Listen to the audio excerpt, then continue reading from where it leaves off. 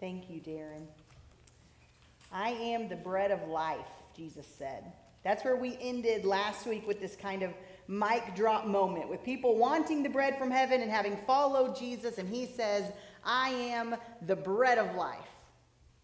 And I realized this week that there's been a lot of bread in my life lately. Not the spiritual kind, the actual kind. I had lunch with a few people and Vi Miller on Friday for her birthday. She's 96, by the way. We thought she was 97. She corrected us. She's 96. There was bread from the Italian restaurant that we got food from. And on Friday night, my daughter had a sleepover with some of her friends, and we ordered a ton of pizza for them. And of course, pizza is bread.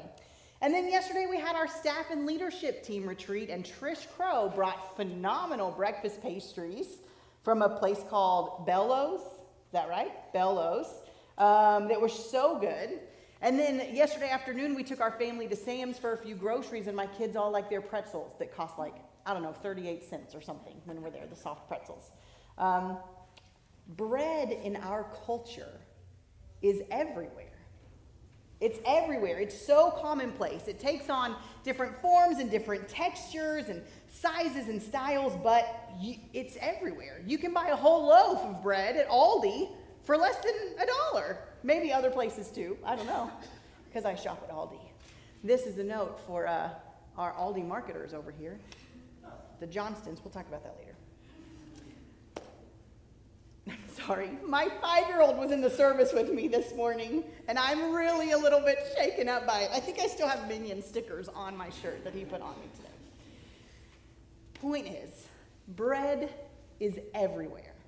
It's so commonplace in our culture that most of us just don't even think about it. We pretty much have bread at every single meal. If we're just going about our day, we have toast for breakfast. We have sandwiches for lunch. We have breadsticks before our Italian dinner, or rolls with our steak and our potatoes. It's just so common. It's so familiar. And you know what they say about familiarity? Familiarity breeds contempt. We see this happening in our scripture today in John chapter 6 with Jesus and this crowd. He has just said this incredible thing that I am the bread of life. And the next thing we read in verse 41, the crowd is grumbling. I think Darren's translation said complaining. The crowd is complaining or grumbling among themselves because he said, I am the bread that came down from heaven. And they're like, wait a second. This is Jesus. This is Joseph's son. We know his parents. We know his mom and dad. How can he say that he's the bread that came down from heaven? Jesus is teaching near the synagogue at Capernaum, which is not far away from Nazareth, where he grew up. So I imagine that Jesus and his family really were pretty familiar to some of these people. Maybe Jesus and his dad, Joseph, made things for some of these people and sold them in the markets in Capernaum. Maybe the things that he was doing were unfamiliar, even though he himself was very familiar. And so they're used to this guy. They're relatively familiar with this guy, and he's starting to say things like, I'm the bread of life. I'm the bread that came down from heaven. And they're going, whoa, whoa, whoa. Wait a second. We don't know what to think about this. Jesus himself? Mary and Joseph's boy played football against my kid in the Capernaum Nazareth game, the homecoming game? No, we know this guy. What's he talking about being the bread that came down from heaven? He was familiar. And maybe, like bread in our culture, this familiarity breeds contempt. Or at least, maybe it loses some of its wonder. How can he say that he came down from heaven? Grumble, grumble, grumble, grumble. But Jesus goes on to elaborate in kind of this monologue style to talk about what he means when he says that he is the bread from heaven. He explains the connection between him and the Father. He points out that those who ate the manna in the wilderness died, but if you eat the bread that he is offering, you'll never die. He again restates his point that he is this living bread, and he ends our scriptures today by saying, this bread is my flesh, which I will give for the life of the world. This bread is my flesh, which I will give for the life of the world. Back when the pandemic started and things began to shut down, there seemed to be a trend of people starting to make their own bread. Do you remember this? All over social media, people were posting pictures of the bread that they had made. People that hadn't made it before the pandemic that were just starting to. And one of my dear friends is one of these guys. He is married to a woman who has a gluten intolerance, so he'd always wanted to learn how to make his own sourdough anyway, and the pandemic gave him the perfect opportunity to try. So he was doing this at home, and as we slowly started coming back to work, he would start telling me all about this sourdough that he's making. And y'all, I thought I knew bread until he starts telling me all the details about his sourdough starter and how you do it and what it's for and how you have to let it sit for this certain amount of time. And like, did you know that people name their sourdough starters? This is the thing. Like, you give it a name as if it's like a member of your family. I can't remember what he named his, but he told me. I just thought it was crazy, and so I just didn't remember it. But like all of these details that he's telling me about yeast and starters and how to do it and what it means, it was mind-boggling to me. He was coming at this familiar thing as if it was brand new. He was coming at this bread as if it was a wonder. And I was like, it's bread. But the first time that he brought me one of his sourdough loaves, he said, this is the sourdough loaf that I made. I started this starter this many weeks ago, and it's made this many loaves thus far, and I wanted to make this one for you. The first time I ate that loaf of bread, it felt really quite special. It felt like it was more than just the regular, familiar, commonplace bread, because he had put a little bit of wonder in me about it. And I don't think I ever would have considered this piece of sourdough as anything other than a piece of bread until I heard him talk about the wonder in it all. I'd lost my wonder about bread in the midst of it being so familiar. And sometimes I think we can lose our wonder with the bread of life because it can get so familiar. So what happens when even the bread of life starts to get stale? Jesus ended this section of our scripture by saying, "This bread is my flesh, which I will give for the life of the world." And he did give his own life in order that the world may have it. He let his body be broken just like that bread so that we could find life through him. And he invites us to ingest this, to take him in, to nourish ourselves with him the same way we eat bread and find the sustenance for our lives in him. This is anything but common and ordinary. This is a wonder. This is mind-blowing. This is amazing. Like some of these other details that I started hearing about bread, did you know that sourdough spores can last for centuries? In fact, at the beginning of the pandemic, there was a man who is like an amateur Egyptologist. He actually made sourdough bread from 4,500-year-old spores. I'm going to say that again. He found sourdough spores in an old Egyptian vessel that was 4,500 years old. And he made sourdough from it in April of 2020. It took like 3 professionals, 2 museums, and 1 really old clay pot, but he did it, and he went viral online for it. And did you know that the yeast in sourdough is really specific? Like, we're all familiar with baker's yeast from the grocery store, but there's wild yeast floating in the air everywhere. Here, in your kitchen, it's all over the place. And sourdough starters are like these little petri dishes that catch that yeast, and they grow it, and it's super localized. So the sourdough that you make in St. Louis is going to taste different than the sourdough you make in New York City, even if you use the exact same ingredients. Because the St. Louis sourdough strain is different from the New York sourdough strain. And if you take a sourdough starter from St. Louis and you transport it to New York City, then after a day or two, it's going to be developing more New York strains than it does St. Louis strains. It's kind of mind-blowing. I've never cared about it before. Like, it's just bread. But when you really get into some of these biological complexities and some of the cool things that it does, it really starts to take on some wonder. So what happens when our Christianity, when this thing that's centered around the bread of life, what happens when that loses some of its wonder? Which happens, I think, just sometimes normally. We come to church every Sunday. Our services look mostly the same. We do the same spiritual practices. And not on purpose, but just sometimes unintentionally, it can start to just feel super familiar and lose some of the wonder about Jesus being the bread of life. And sometimes I think it's more than just losing wonder. Sometimes I think it starts to get stale because life is hard. Even people of faith, we go through really difficult things. We pray about something really, really fervently, and we don't get an answer, or we don't get the answer that we want. Or we're a part of a church community, and then something happens, and either we leave or somebody else leaves, and it causes some pain and some hurt, and that can make the bread of life feel a little bit more stale than it did before.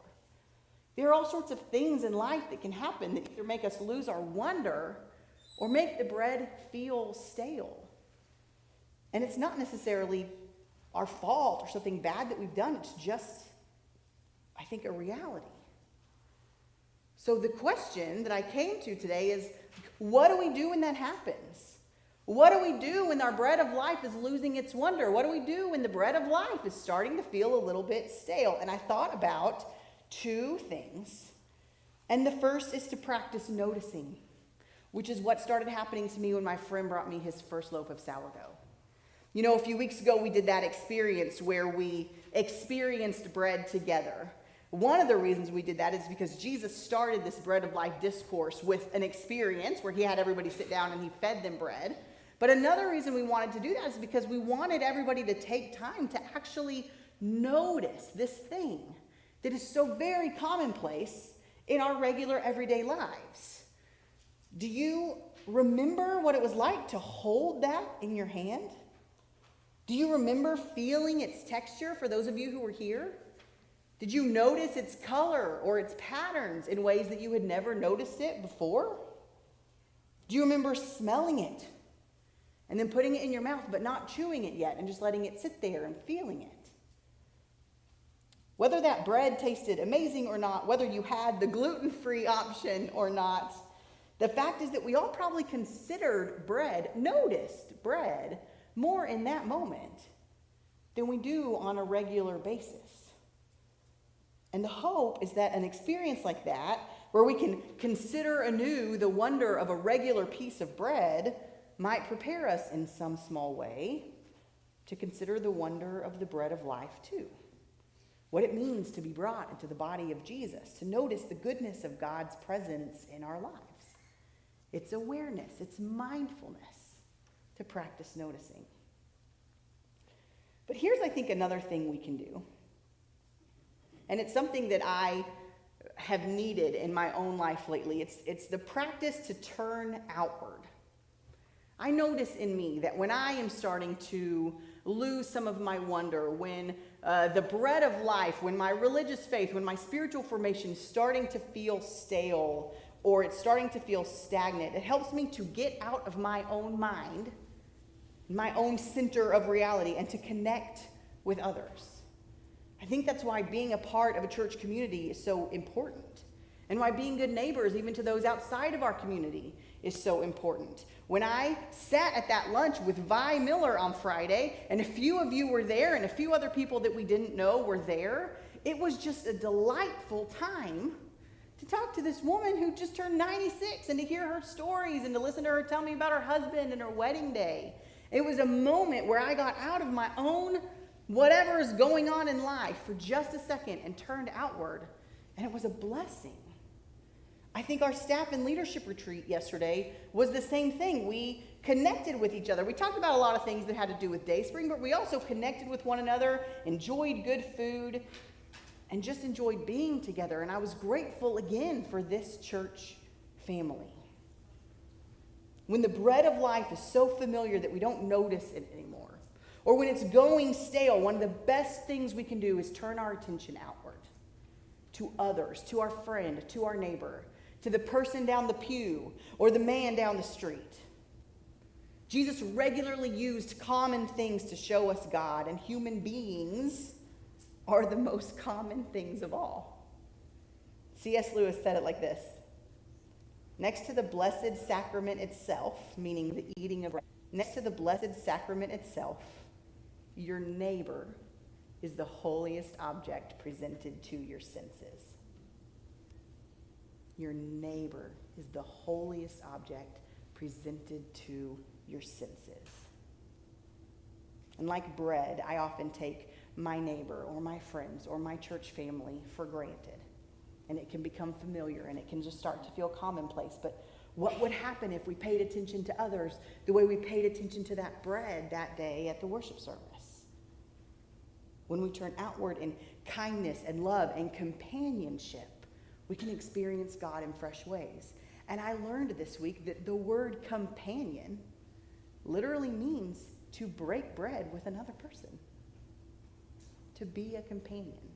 I found this article in the New York Times, and it was this woman talking about her experience making her own sourdough in the midst of the pandemic. She had done it before the pandemic, and she was appreciating all the popularity that she was getting during the pandemic when everybody else started making this sourdough too.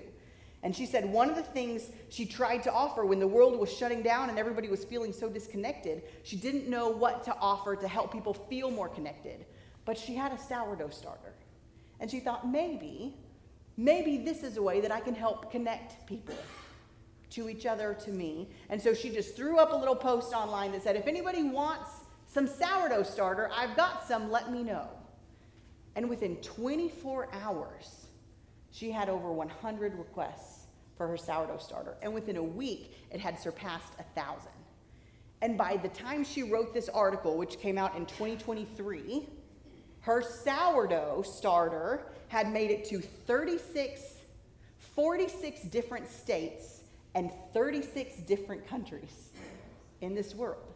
And people were making bread with her sourdough starter, named Bartlemy, by the way, because that's what you do. People were making bread with her sourdough starter, and they were sending her pictures, and she had pictures from all these different countries, and the bread looked different. Like, it looked as culturally different as all the countries that it was coming from, but it all came from that same sourdough starter. Which I think there's a lesson in there about Jesus being the thing that unites us even in the midst of our diversity, in the midst of our world. But this is what she said, and this is what I wanted to end with today. She ended with this thought that I found quite moving.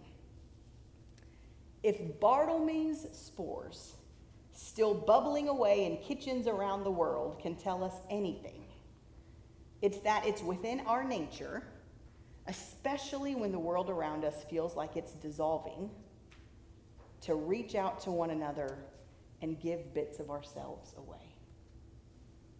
It's within our nature, especially when the world feels like it's dissolving, to reach out to one another and give bits of ourselves away. This is what Jesus did. This bread is my flesh that I will give for the life of the world. It's a wonder, this bread. And I hope we'll find the wonder in Jesus in letting him nourish us. And I hope we'll nourish one another too.